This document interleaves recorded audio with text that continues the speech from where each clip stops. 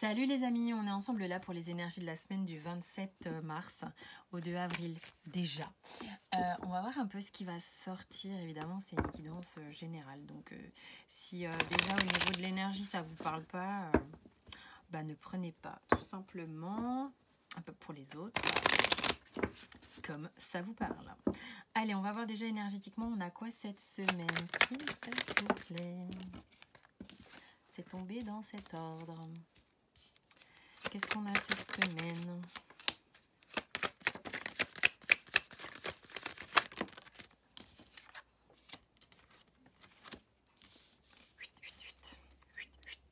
Alors, on a quoi? On a en dos de deck la protection. Déjà, bah, ça parle un peu déjà de soi. Ça parle tout seul, la protection, dans le sens où vous allez avoir une énergie protégée. Une énergie, alors attention à pas trop de boucliers, c'est toujours ce que je dis, hein, parce que trop de protection tue la protection, c'est-à-dire trop de protection, et ça laisse plus passer grand-chose. Mais globalement, cette carte, elle vient vous accompagner dans tout ce que vous allez faire cette semaine, dans tous les projets que vous avez. Vous avez, c'est marrant, j'ai le mot la baraka, c'est cool, la chance est avec vous, vous êtes enveloppé. Ok, on va aller regarder ce qui se passe. Choix, équité, foudre, pénitence, youpi tralala. En même temps, foudre, pénitence, ça peut libérer, carrément même. Il semblerait ici que la semaine commence avec cette énergie-là, l'énergie de choix et d'équité, c'est-à-dire qu'en fait, il est fort probable, il y a une notion de positionnement ici qui est assez forte, hein, vraiment, qui est centrale, qui engendre d'ailleurs un éclat. Il y a un choix ici qui démarre la semaine. Alors, je ne sais pas si ça démarre la semaine ou si c'est dans la semaine, mais il y a un positionnement, le fait qu'on a besoin de savoir où on va pour se sentir plus équilibré, pour se sentir mieux, pour avancer, pour évoluer, il y a une direction qui est prise qui amène une forme de paix. Il y a un bouleversement ici qui libère, il y a une libération, la foudre sur la paix et la pénitence. Vous voyez, c'est pas la pénitence et la foudre, c'est la foudre et la pénitence. Je veux dire, on n'est pas en train d'exploser quelque chose pour s'enfermer, non. On explose quelque chose pour se libérer.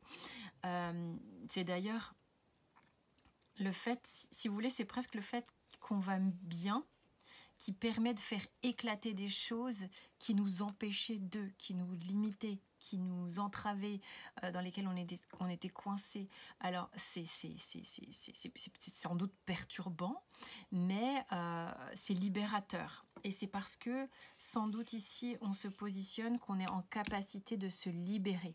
D'accord ? C'est ce qui fait évoluer les choses, c'est ce qui fait que les choses se mettent à leur place. Il peut y avoir un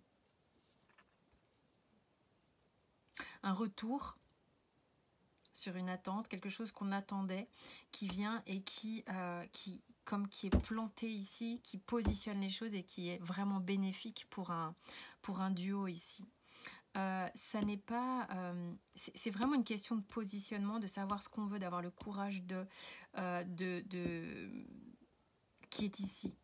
L'arme, c'est ça aussi, c'est l'arme avec laquelle on se défend, l'arme avec laquelle on se protège, on se positionne, on met ses limites. C'est important en fait de savoir ce qu'on veut. On sait ce qu'on veut ici et c'est bénéfique pour tout le monde. Tout le monde sait ce qu'il... Enfin, il y a vraiment quelque chose ici qui fait du bien, qui libère. On vous dit mais c'est ok, comme ça vous prenez le temps de bien voir les choses ici. Ouais, il y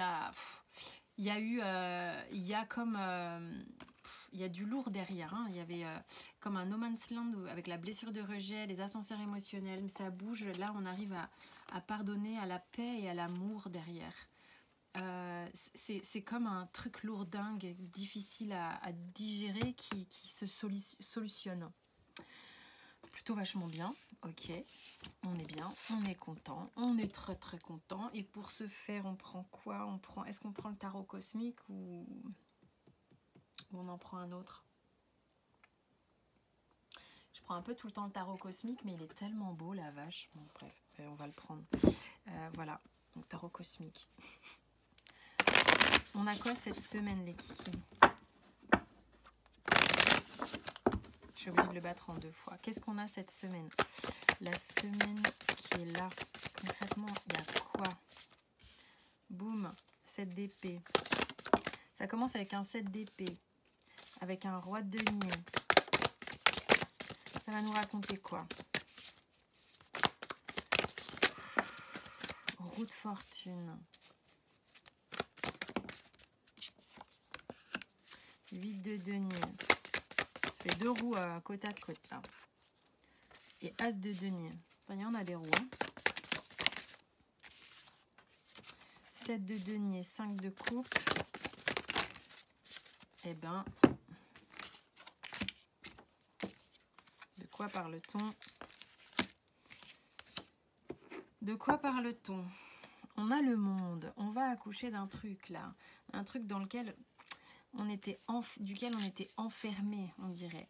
Avec le 7 d'épée, c'est vraiment les tracas, les choses qui souvent reliées à la trahison. Alors je sais pas dans son tarot cosmique comment elle l'interprète, mais c'est vraiment le côté qu'est-ce qu'on fait de la merde là qui est cachée sous le tapis, on est à moitié dedans et en même temps on trempe encore dedans et c'est pas super simple. En même temps, le reflet qu'on voit de soi ou de l'autre dedans ne nous plaît pas nécessairement, c'est pas en lien avec la réalité.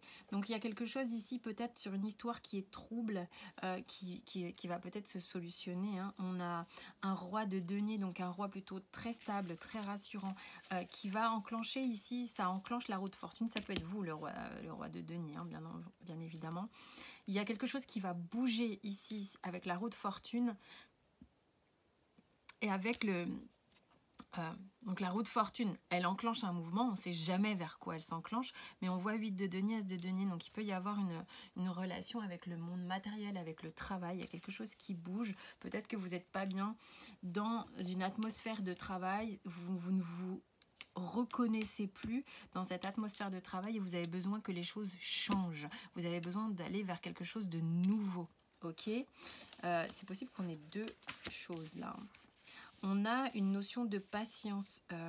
Les choses, ce qu'on vous dit ici, c'est que ne vous découragez pas, n'ayez pas de regrets. Hein, il y a vraiment une notion de patience. Les choses n'arrivent pas nécessairement toujours tout de suite. Hein, on vous parle ici d'une forme de courage et de persévérance pour accéder à ce qu'il y a de plus lumineux pour vous. Même si vous êtes peut-être un peu fatigué. Il y a quelque chose qui va se solutionner. D'accord? Vous êtes fatigué, mais il y a quelque chose qui va se solutionner.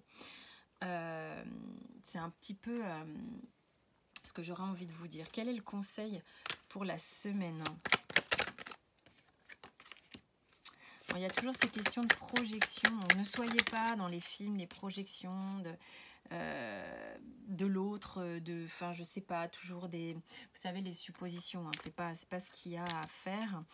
Ne regardez pas en arrière, le succès est devant vous véritablement, c'est ce que vous êtes en train de faire et de parcourir qui est intéressant.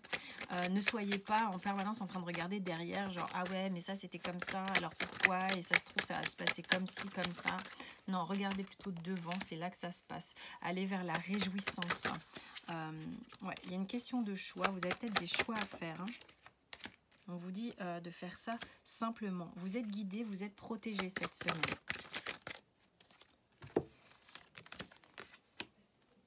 Et il y a des choses qui vont vous apparaître comme beaucoup plus claires et qui vont vous permettre, si vous voulez, de peut-être de voir les choses complètement différemment. Ici, vous allez complètement changer votre angle de vue.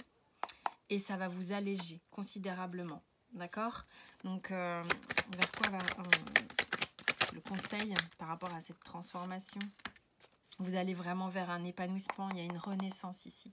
Il y a du renouveau pour vous cette semaine, hein, dans tous les cas. Pour ceux à qui ça parle.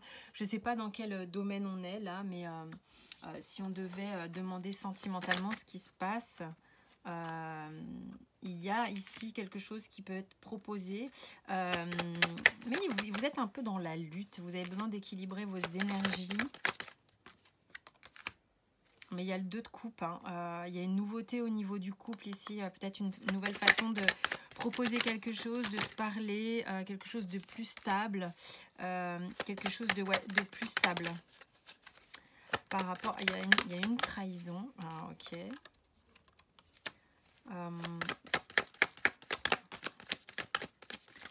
Mais vous allez avoir des nouvelles assez rapidement. Il y a quelque chose qui, par rapport à peut-être un sentiment de jalousie ou quelque chose comme ça, pour autant, c'est quelque chose sur lequel vous travaillez, peut-être, une blessure de trahison, quelque chose comme ça.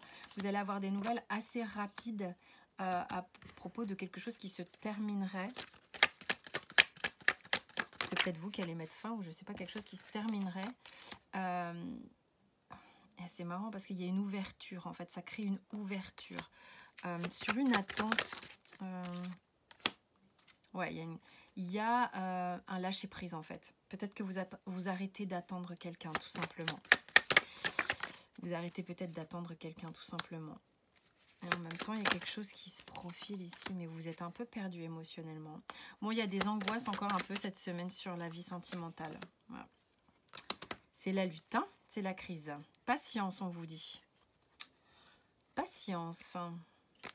Vous allez avoir du discernement et il y a quelque chose de sympa qui peut se profiler. Voilà ce qu'on vous dit. Bon, eh bien écoutez, un petit conseil du surrender peut-être. Alors, conseil pour la semaine. Essayez de vous ancrer, d'aller au maximum dans la nature. Ouais, faire de la méditation, arrêtez de procrastiner, faites ce que vous avez à faire, essayez de vous concentrer sur ce que vous avez à faire et ce qui est important pour vous, vraiment. Voilà pour la semaine ce que l'on a, mes très chers amis. Voyez si ça vous parle. Je vous fais des gros bisous, merci pour votre présence, vos commentaires et vos likes et tout ça.